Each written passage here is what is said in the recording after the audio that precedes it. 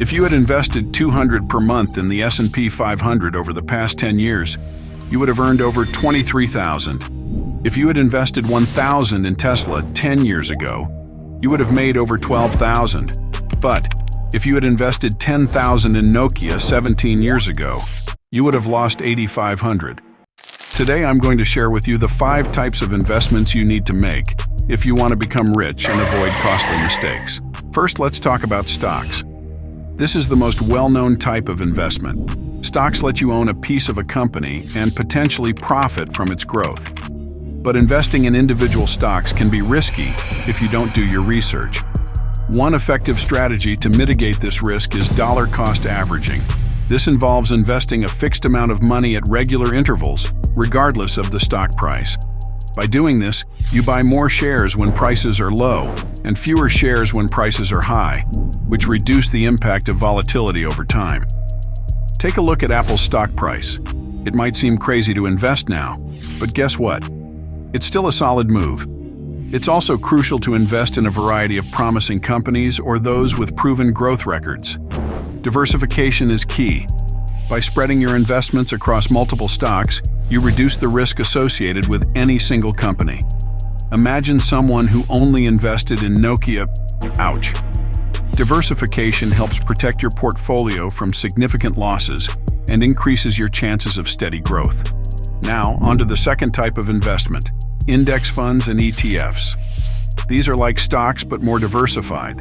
By investing in an index fund or an ETF, you're spreading your investment across many different companies, which reduces your risk and increases the stability of your investment.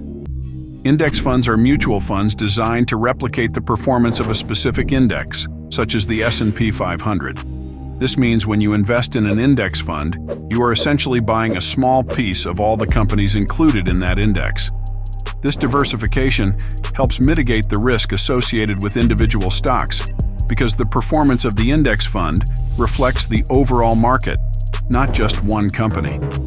ETFs work in a similar way, but they are traded on stock exchanges like individual stocks. ETFs can track various indices, sectors, commodities, or other assets, and they offer the same diversification benefits as index funds. However, ETFs also provide more flexibility since they can be bought and sold throughout the trading day at market prices. Investing in index funds and ETFs is a safer bet for long-term growth because it provides exposure to a wide range of assets, reducing the impact of any single investment's poor performance. This makes them an ideal choice for those looking to build a stable and diversified portfolio.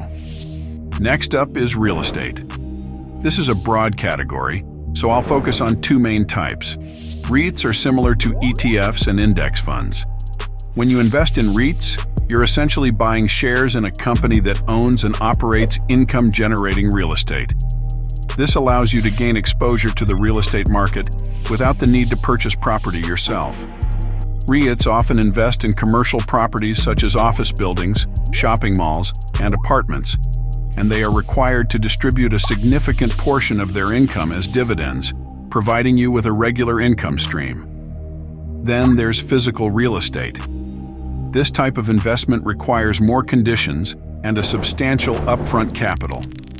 Here you have 2 enticing options: reselling and renting. Reselling involves buying a property, renovating it, and then selling it at a higher price. This strategy, also known as flipping, can be highly profitable if done correctly. It requires a good understanding of the real estate market, renovation costs, and the ability to sell at the right time.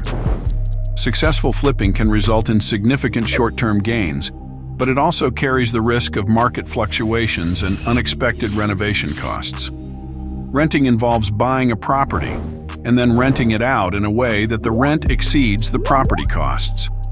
This strategy provides a steady stream of passive income and the potential for long-term appreciation of the property's value. Being a landlord comes with responsibilities like property maintenance, tenant management, and ensuring the property remains occupied. However, rental income can be a reliable source of cash flow, and real estate often appreciates over time, increasing your investment's value. But the best part of real estate investment is leverage. Let's take an example, though it's a hypothetical scenario, just to illustrate the point. Suppose you have $10,000 to invest. The bank allows you to take out a loan of $90,000, giving you a total of $100,000. With this money, you can buy an apartment for $85,000 and use $15,000 to renovate it. You then rent out this apartment for $500 per month. After covering taxes, loan repayments, and other costs amounting to $400 per month, you're left with $100 in your pocket every month. So you invested $10,000 of your own money to earn $100 per month for the rest of your life. It will take only 100 months to recoup your initial investment. And that's only for this example. You could actually earn much more, but that's not all. Since the loan is essentially paying itself off, you effectively bought the apartment for just $10,000. On top of that, real estate tends to appreciate over time. So if you decide to sell the apartment in the future, you might sell it for, say, $110,000, paying off your initial investment and making a profit. Math is beautiful, isn't it? Our fourth investment type is cryptocurrency. Cryptocurrencies are digital or virtual currencies that use cryptography for security and operate independently of a central authority. Investing in cryptocurrencies is considered high risk, high reward.